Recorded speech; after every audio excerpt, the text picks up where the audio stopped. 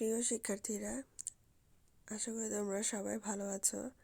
তোমাদের অনলাইন ক্লাসে স্বাগত। আজকে আমি শব্দবর্ণ থেকে সপ্তম শ্রেণী শব্দ থেকে কবিতা গদ্যটি পড়াবো। গত ক্লাসে আমরা শব্দ থেকে কবিতার গদ্যটি থেকে লেখক পরিচিতি, পাঠ পরিচিতি, পাঠের উদ্দেশ্য এবং শব্দার্থ সম্পর্কে জেনেছিলাম। আজকে আমরা মূল গল্পটি পড়ব। তো শিক্ষার্থীরা এসো পাঠ্য বইয়ের গল্পে চলে যায়।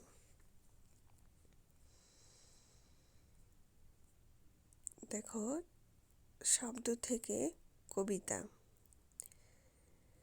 শব্দের ধারণা যদি না থাকে তাহলে কখনোই কবিতা লিখতে পারবো না। শব্দের ভাণ্ডার অবশ্যই থাকতে হবে।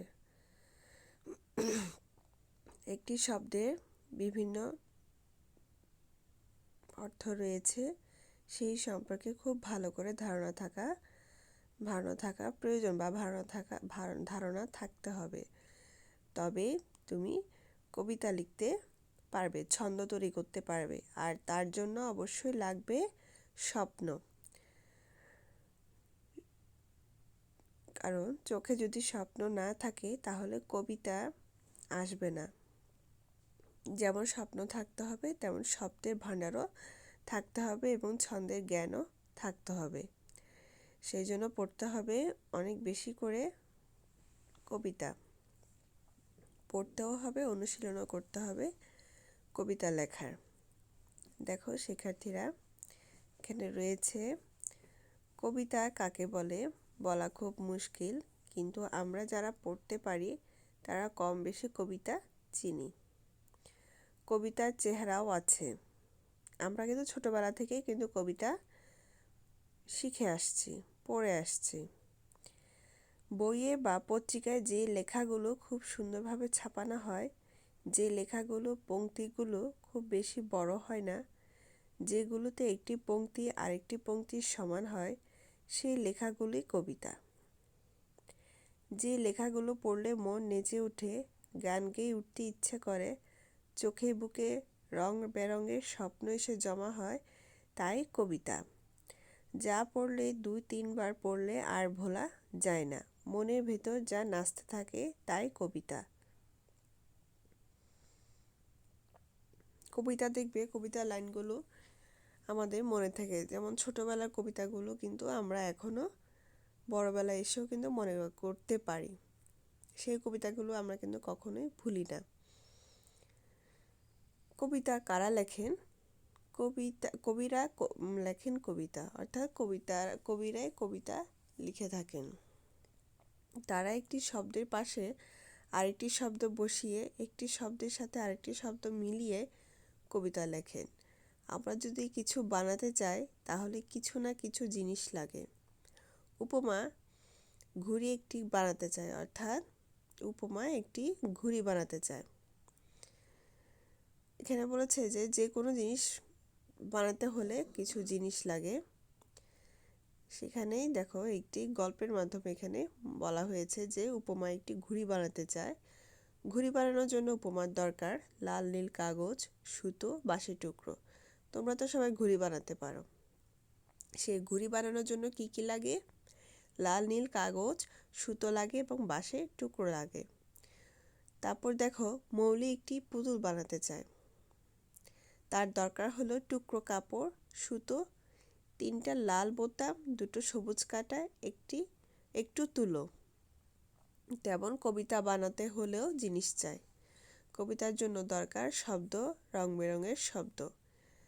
পাখি একটা শব্দ, নদী একটা শব্দ, ফুল একটা শব্দ, মা একটা শব্দ। এমন হাজারো শব্দের দরকার হয় কবিতা লেখার জন্য। কবি হতে পারে কে? সেই হতে পারে কবি যে লিখতে পারে কবিতা, যার ভালোবাসা আছে শব্দের জন্য, যে শব্দকে ভালোবাসে খুব, শব্দকে আদর করে করে যে খুব সুখ পায়, সেই হতে পারে কবি। অর্থাৎ কবিতা লিখতে হলে শব্দের সাথে যেমন পরিচিত হতে হবে, ঠিক তেমন ছন্দের সাথেও পরিচিত হবে এবং তার জন্য আন্তরিক হতে হবে, তবে তুমি কবিতা লিখতে পারবে। কবিরা গোলাপের মতো সুন্দর সুন্দর কথা বলেন, চাঁদের মতো স্বপ্ন দেখেন। তুমিও গোলাপের মতো সুন্দর কথা বলতে চাও, চাঁদের মতো স্বপ্ন দেখতে চাও? তোমার যদি শব্দের জন্য আদর ভালোবাসা না থাকে, তাহলে পারবে না তুমি গোলাপের মতো লাল গন্ধ ভরা কথা বলতে, চাঁদের মতো জ্যোৎস্না ভরা স্বপ্ন দেখতে। কারণ যে কোনো জিনিসই তুমি যদি করতে চাও, তার জন্য কিন্তু তোমার আন্তরিক ভালোবাসা প্রয়োজন। কারণ ভালোবাসা না থাকলে তুমি সেই কাজ কখনোই করতে পারবে না। সেই জন্য বলেছে, কবিতা লিখতে হলে শব্দকে সন্তানের মতো ভালোবাসতে হবে। একটি মা যেমন সন্তানকে ভালোবাসে, ঠিক তেমনি কবিতাকেও ভালোবাসতে হবে। কবিতা লেখার জন্য শব্দকেও ভালোবাসতে হবে এবং স্বপ্ন দেখতে হবে। তুমি কি লিখতে চাও ফুলের মতো কবিতা, বানাতে চাও নূপুরের শব্দের মতো ছড়া? যদি চাও, তবে তোমাকে সারাদিন ভাবতে হবে শব্দের কথা, খেলতে হবে শব্দের খেলা। নানান রকমের শব্দ আছে আমাদের ভাষায়, তোমাকে জানতে হবে সেসব শব্দকে। কিছু কিছু শব্দ আছে যেগুলোর গায়ে হলুদ, সবুজ, লাল, নীল, বাদামি, খয়েরি রং আছে, তোমাকে চিনতে হবে শব্দের রং। অনেক শব্দ আছে যেগুলো শরীর থেকে সুর বেরোয়। কোনো কোনো শব্দে বাঁশির সুর শোনা যায়, কোনো কোনো শব্দে শোনা যায় হাসির সুর। দেখো শিক্ষার্থীরা, এখানে শব্দকে কিভাবে শব্দ থেকে কিভাবে তারা বাঁশির সুর শুনতে পায়, হাসির সুর শুনতে পায়, দুঃখের সুর শুনতে পায়, আনন্দের সুর শুনতে পায়। ঠিক সেইভাবে তারা শব্দকে ভালোবাসতে হবে। তারা ভালোবাসে যারা কবিতা লিখতে পারে বা কবিতা লেখার চেষ্টা করে। কোনো শব্দে বাজে শুকনো পাতার খসখসে আওয়াজ, কোনোটাতে বেহালার সুর। কোনো কোনো শব্দ তোমার পায়ের নুপুরের মতো বাজে, তোমাকে শুনতে হবে শব্দের সুর ও স্বর। অনেক শব্দ আছে বাংলা ভাষায় যেগুলো শরীর থেকে সুগন্ধ বেরোয়। কোনোটি শরীর থেকে ভেসে আসে লাল গোলাপের গন্ধ, কোনোটির গা থেকে আসে কাঁঠাল চাপার ঘ্রাণ, কোনোটি থেকে আসে বাতাবি লেবুর সুবাস। তুমি যদি দেখতে পাও শব্দের শরীরের রং, শুনতে পাও শব্দের সুর, টের পাও শব্দের সুগন্ধ, তাহলেই পারবে তুমি কবি হতে। তুমি যদি এইসব শুনতে পাও, টের পাও সুগন্ধ, কাঁঠালের ঘ্রাণ চাপা, তাহলে তুমি কবি হতে পারবে। কবিরা শব্দ লেখেন নানা রকমের কবিতা। কবিরা শব্দ দিয়ে লেখেন নানা রকম কবিতা। তারপর আসে শব্দ দিয়ে যা বলতে চাই তার কথা। কিন্তু কিভাবে বলা যায় সেই কথা? কবিতায় আমরা কিছু বলতে পারি। কখনো বলতে পারি ঘর ফাটানো হাসির শব্দ, বলতে পারি টকবকে রাগের কথা, বলতে পারি খুব চমৎকার ভালো কথা, কখনো বাজাতে পারি নাচের শব্দ, আবার কখনো আঁকতে পারি রঙিন ছবি।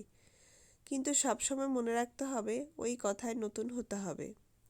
যা একবার কেউ বলে গেছে, যে ছবি একবার কেউ এঁকে গেছে তা বলা যাবে না, সে ছবি আঁকা যাবে না। যদি অন্য কোনো কবিতায় যদি নদীর কথা লেখা থাকে, তাহলে সেই নদীর কবিতায় যেসব শব্দ, যেসব ছবি এঁকে গেছে, সেই ছবি কিন্তু পুনরায় করা যাবে না।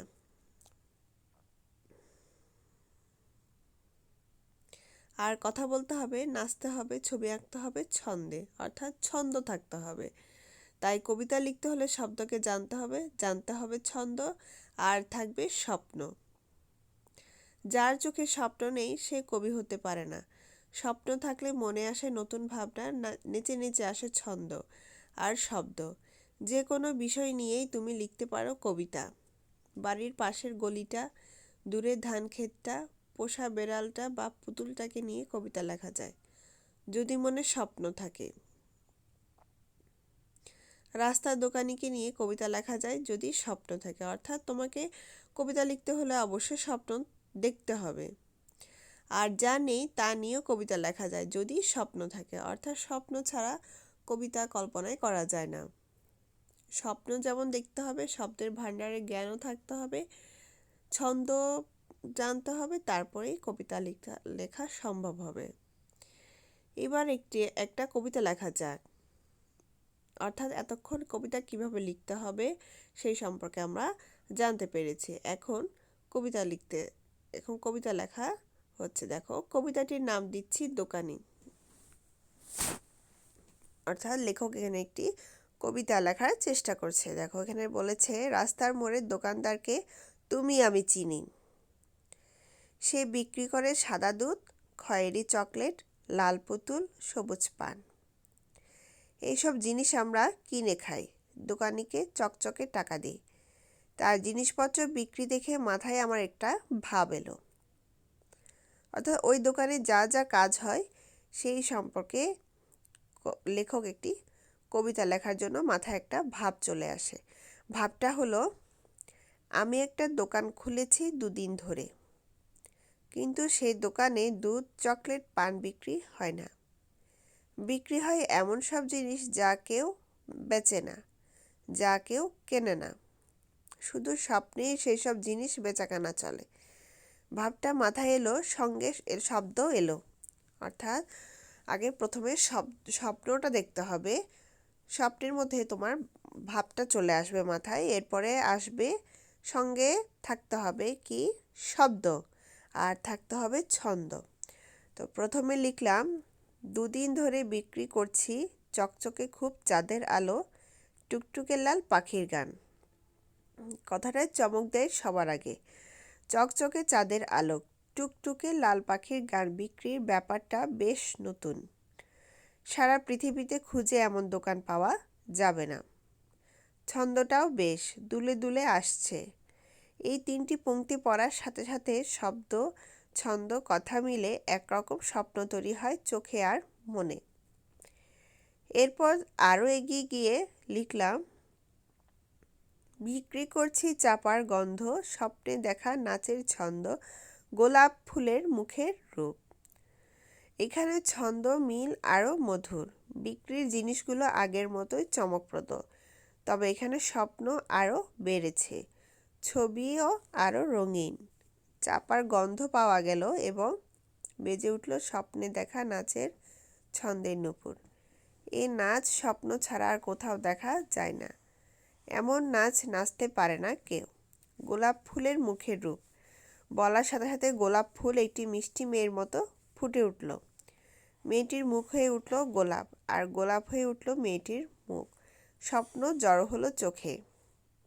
কবিতাটিকে আমি আর লিখতে চাই না, ইচ্ছে হলো তোমরা লিখতে পারো, ইচ্ছে হলে তোমরা লিখতে পারো, অর্থাৎ বাকিটা তোমরা শেষ করতে পারো।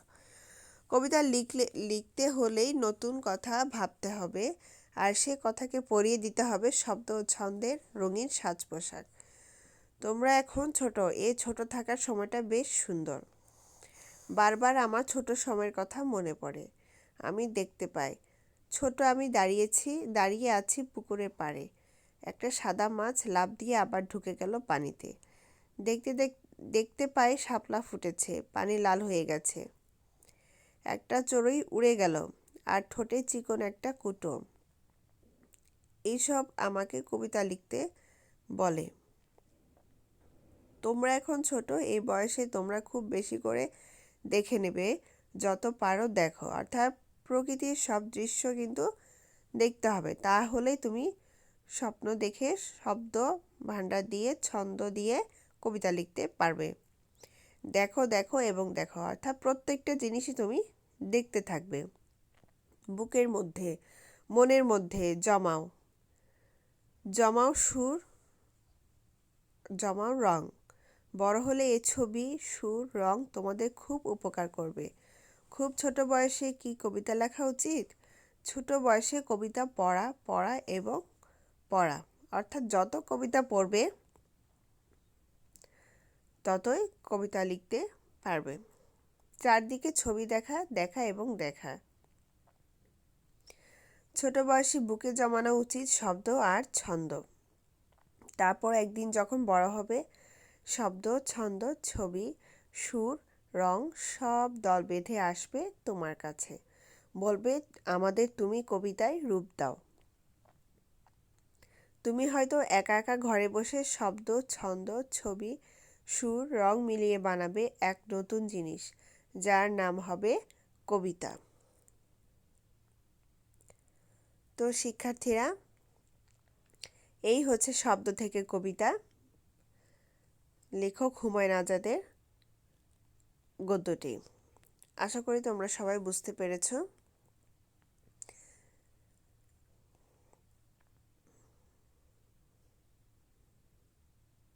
এইখান থেকে এই গদ্যটি থেকে তোমরা জ্ঞানমূলক প্রশ্ন বের করবে, প্রশ্ন এবং উত্তর লিখবে 10টি, এবং এখানে একটি সৃজনশীল প্রশ্ন রয়েছে, এই সৃজনশীল প্রশ্নটি লেখার চেষ্টা করবে।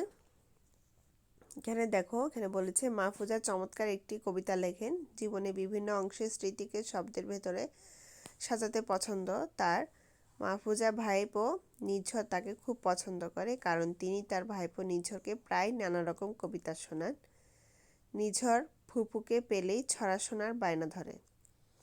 একদিন নিঝর তাকে বলে, ফুপু তুমি এত সুন্দর কবিতা কিভাবে লেখো? মাহফুজ উত্তর দেন, তুমি তোমার চারপাশে সুন্দর স্বপ্নময় শব্দগুলোকে বুঝে ধারণ করে রাখবে, দেখবে তুমিও একদিন চমৎকার কবিতা লিখতে পারবে। অর্থাৎ প্রকৃতিতে যা হয়, যা প্রতিদিন ঘটনা ঘটে, সবই তুমি দেখবে আর দেখবে এবং শব্দ জমা রাখবে, তারপরে দেখবে তোমরা কবিতা লিখতে পারবে। এখানে ক নাম্বার দেখো প্রশ্ন আছে, কবিতা লেখার জন্য প্রথমে কোনটি প্রয়োজন? আমরা কিন্তু এতক্ষণ পড়েছি, এই গদ্যটি আরও ভালো করে পড়বে, কারণ এখান থেকে কিন্তু ক এবং খ নাম্বার প্রশ্ন আসে। কবিতার জন্য দরকার শব্দ, রং বেরঙের শব্দ বুঝিয়ে লেখো। গ হচ্ছে কবিতার বিষয় নিঝরের সব প্রশ্নের উত্তর শব্দ থেকে কবিতা প্রবন্ধে কিভাবে প্রতিফলিত হয়েছে লিখবে। এবং ঘ নাম্বার হচ্ছে মাহফুজার উত্তর শব্দ থেকে কবিতা প্রবন্ধে মূল ভাবকে ধারণ করে কি যুক্তিসহ বিচার করবে। এই জন্য কিন্তু তোমার গদ্যটি খুব ভালো করে পড়তে হবে, তা না হলে উদ্দীপকের সাথে তুমি প্রশ্নের উত্তর করতে পারবে না। তোমরা আরও ভালো করে পড়বে এবং বারবার পড়বে, তাহলে দেখবে সৃজনশীল প্রশ্নের উত্তর খুব সহজেই লিখতে পারছো।